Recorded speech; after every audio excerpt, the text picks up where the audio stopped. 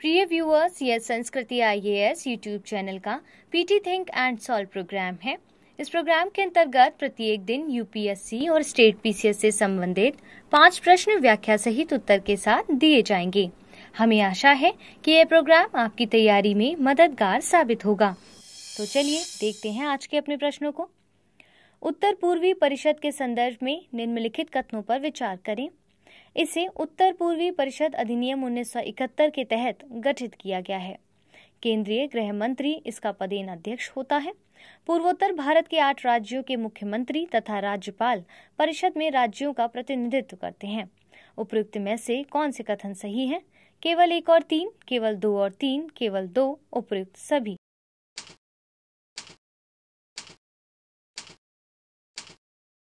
क्या होगा इसका सही उत्तर? Option D. उत्तर पूर्वी परिषद एक वैधानिक सलाहकार निकाय है जिसे उत्तर पूर्वी परिषद अधिनियम 1971 के तहत गठित किया गया है। इसे शुरुआत में एक सलाहकार निकाय के रूप में स्थापित किया गया था, किंतु वर्ष 2002 में इसे एक क्षेत्रीय योजना निकाय के रूप में स्वीकृति प्रदान की गई है।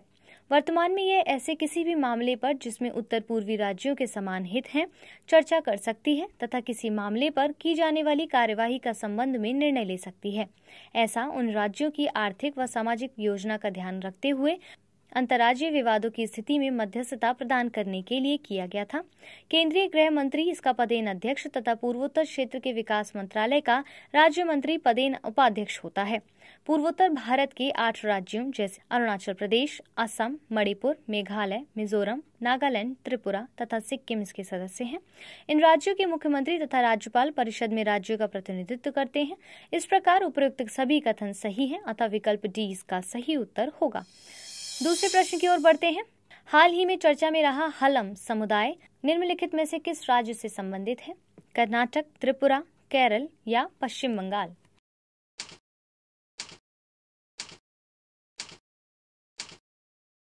सही उत्तर है ऑप्शन बी यानी कि त्रिपुरा। व्याख्या को देख लेते हैं। हलम समुदाय त्रिपुरा, असम तथा मिजोरम राज्य के मूल निवासी जनजाति है।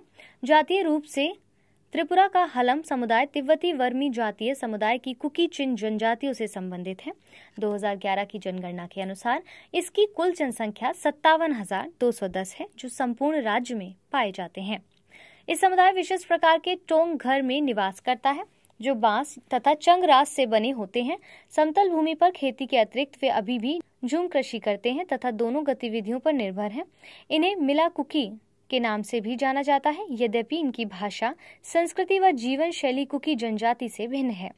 ये तिब्बती वर्मन समुदाय से मिलती जुलती भाषा का प्रयोग करते हैं। इस प्रकार विकल्प बी इसका सही उत्तर होगा।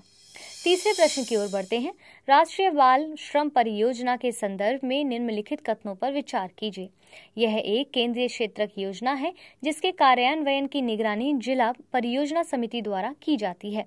इसके तहत 6 से 14 वर्ष की आयु वर्ग के बच्चों को बाल श्रम से हटाकर विशेष प्रशिक्षण केंद्रों में रखा जाता है। यह परियोजना बेहतर निगरानी तथा कार्यान्वयन के लिए पेंसिल नामक एक ऑनलाइन प्लेटफॉर्म विकसित किया गया है। उपयुक्त में से कौन से कथन सही है? केवल 1, केवल 1 और 3, केवल 2 और 3, उपयुक्त सभी।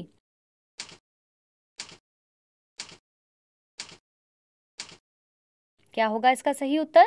Option B. व्याख्या को देख लेते हैं। श्रम एवं रोजगार राज्य मंत्रालय द्वारा हाल ही में लोकसभा में पेश किए गए आंकड़ों के अनुसार वर्ष 2020-21 में राष्ट्रीय बाल श्रम परियोजना के तहत 58,000 से अधिक बच्चों को बाल श्रम से मुक्ति दिलाकर उनका पुनर्वास कर उन्हें मुख्य धारा में लाया गया है। राष्ट्रीय बाल श्रम परियोजना एक केंद्रीय क्षेत्र की योजना है।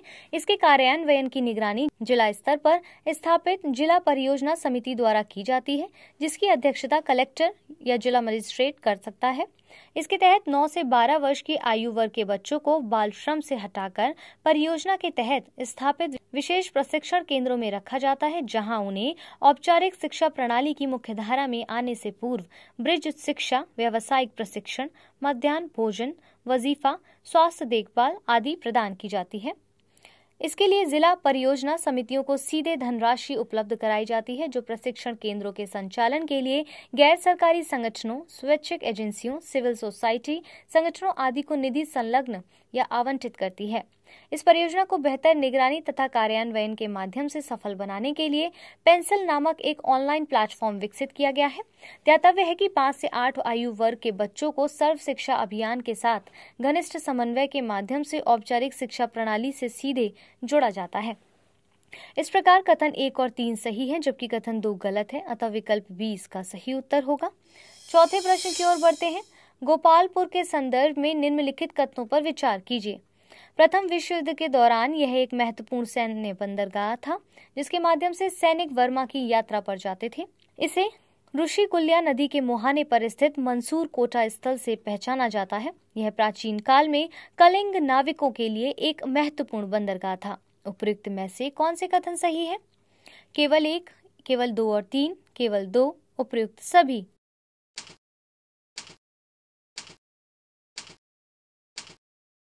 सही उत्तर क्या होगा? ऑप्शन डी यानी कि उपयुक्त सभी कथन ठीक है। व्याख्या से थोड़ा देख लेते हैं। INS खंजर ओडिशा के विरासत तटीय बंदरगाह गोपालपुर पर पहुंचने वाला पहला भारतीय नौसेना जहाज बन गया है। 2 अगस्त 2021 को संपन्न हुए इस 2 दिवसीय यात्रा का आयोजन आजादी की 75वीं वर्षगांठ के उपलक्ष्य में आजादी का अमृत महोत्सव के भाग के रूप में किया गया था। गोपालपुर बंगाल की खाड़ी के तट पर ओडिशा के दक्षिणी भाग के गंजाम जिले में अवस्थित एक तटीय शहर तथा अधिसूचित क्षेत्रीय परिषद है। गोपालपुर प्राचीन काल में कलिंग नाविकों के लिए एक महत्वपूर्ण बंदरगाह था। इसकी पहचान ऋषिकुल्या नदी के मुहाने के समीप गोपालपुर के पास स्थित मंसूर कोटा स्थल से होती है।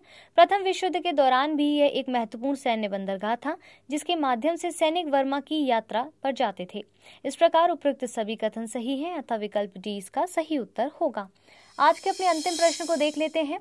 कोविड-19 के विरुद्ध 100% टीकाकरण का लक्ष्य प्राप्त करने वाला भारत का पहला शहर बन गया है।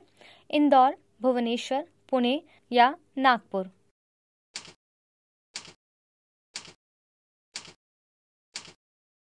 सही उत्तर है भुवनेश्वर। व्याख्या को देख लेते हैं। ओडिशा की राजधानी भुवनेश्वर कोविड-19 के विरुद्ध 100% टीकाकरण का लक्ष्य प्राप्त करने वाला भारत का पहला शहर बन गया है। इसके अतिरिक्त राजधानी में लगभग 1 लाख प्रवासी कामगारों को वैक्सीन की पहली खुराक भी दी गई है।